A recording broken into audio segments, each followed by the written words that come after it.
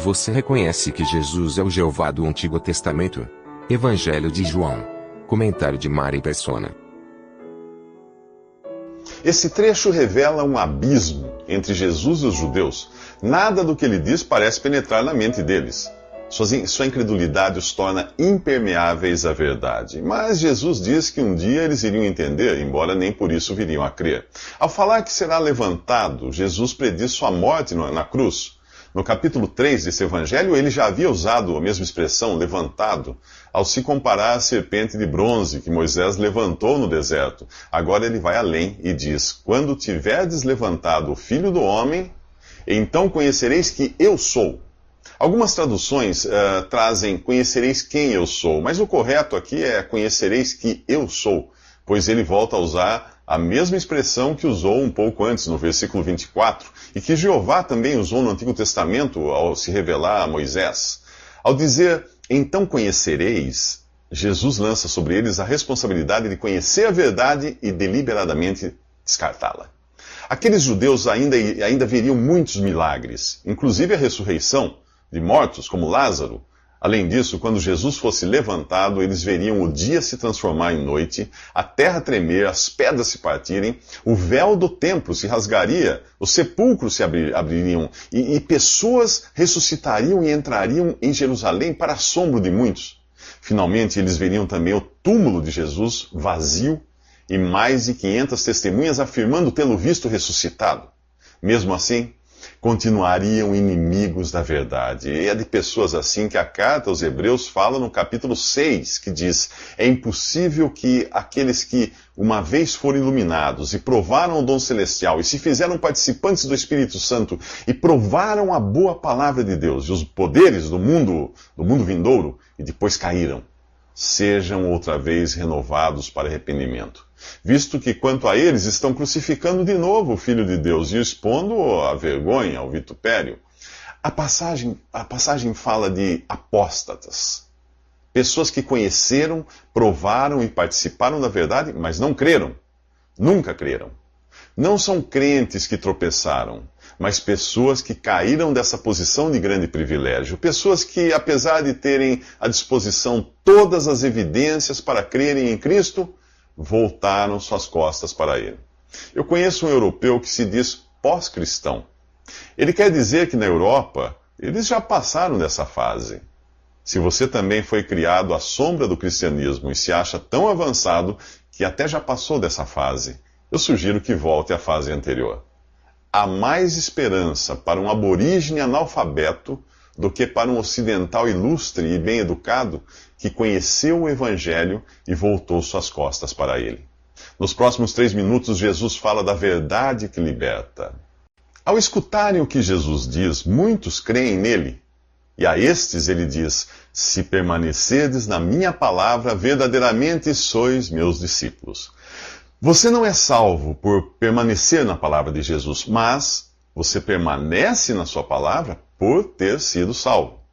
É isso que diferencia um verdadeiro discípulo de alguém que só professa ser cristão.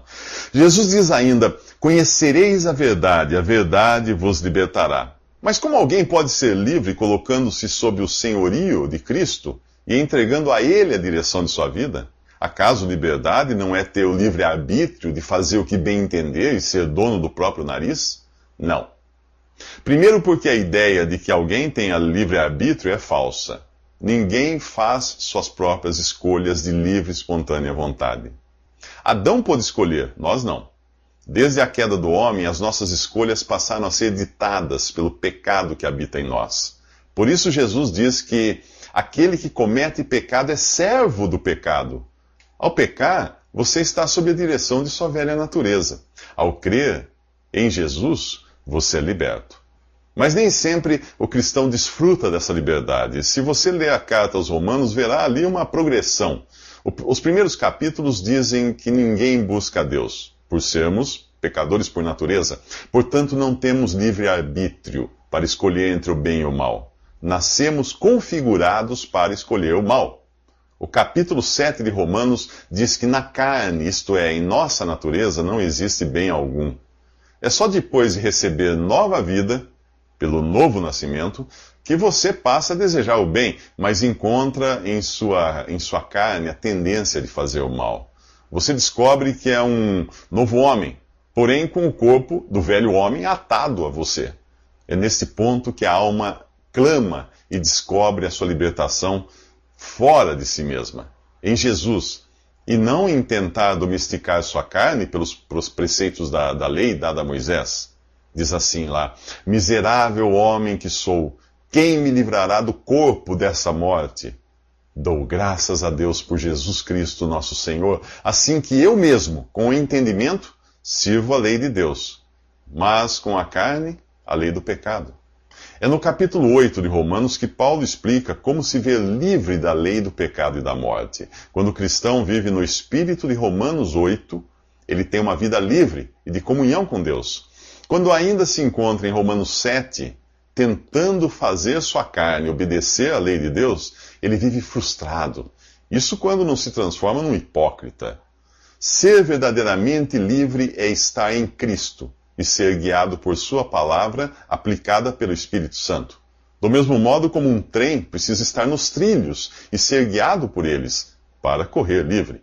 Um trem correndo fora dos trilhos não é livre, é um desastre. Nos próximos 3 minutos, os judeus retrucam que nunca foram escravos.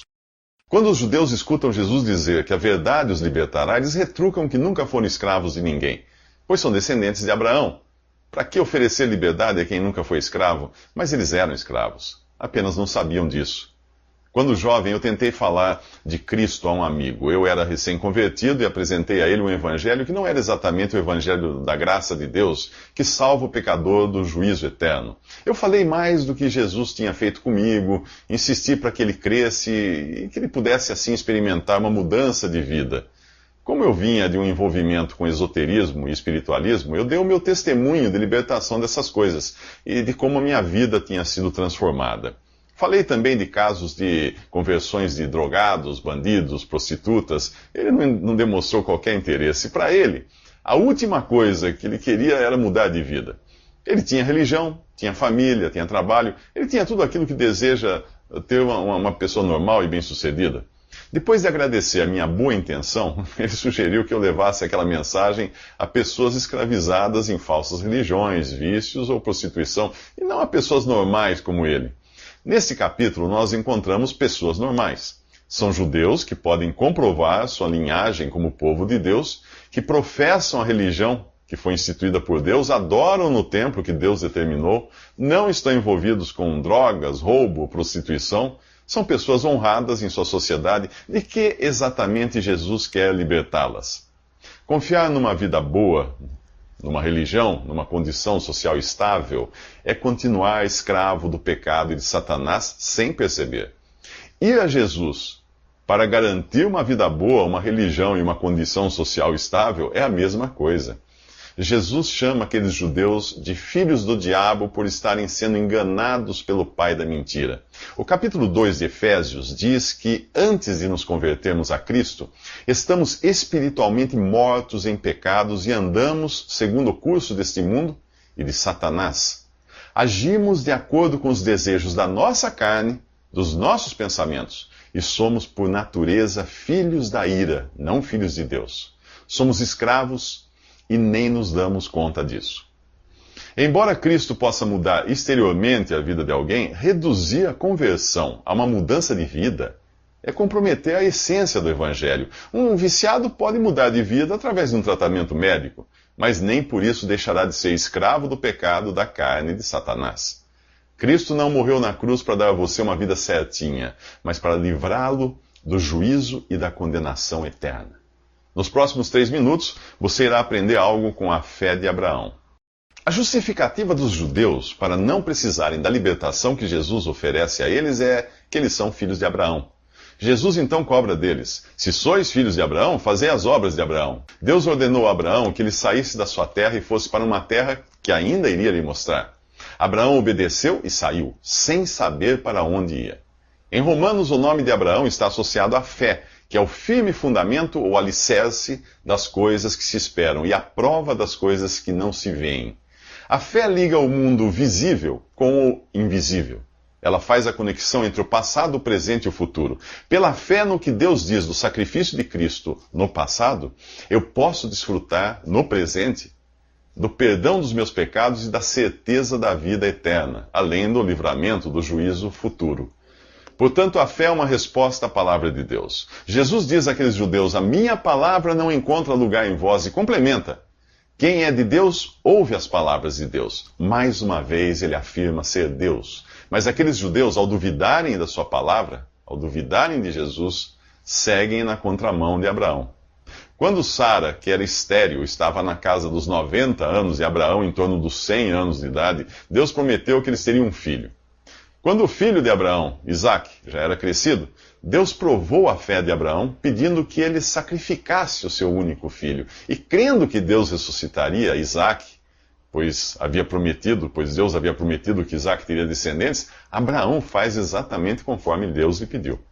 Abraão subiu com Isaque a um dos montes que Deus indicara na terra de Moriá, onde hoje ficam Jerusalém e o Monte Calvário. E enquanto Abraão levava a faca e as brasas para o fogo do sacrifício, Isaque carregava nos ombros a madeira sobre a qual seria colocado para morrer. No último instante, Deus deu a Abraão um carneiro para substituir Isaque no sacrifício. Você já deve ter ouvido falar de uma cena assim. Um filho obediente ao pai, subindo um monte, onde hoje fica Jerusalém, com um madeiro às costas para ser sacrificado sobre ele. A diferença é que no caso de Jesus não havia um animal para substituí-lo. Ele era o próprio cordeiro. Ao ver o quanto Abraão amava a Deus e a confiança que tinha na sua palavra, Deus disse a ele: agora sei que temes a Deus, visto que não me negaste o teu filho, o teu único filho. Se você crê em Jesus como seu Salvador e tem a Deus por Pai, você pode agora dizer a mesma coisa a Ele. Agora sei que me amas, Pai, pois não me negaste o teu filho, o teu único filho. Nos próximos 3 minutos, você irá entender o que é ser justificado pela fé.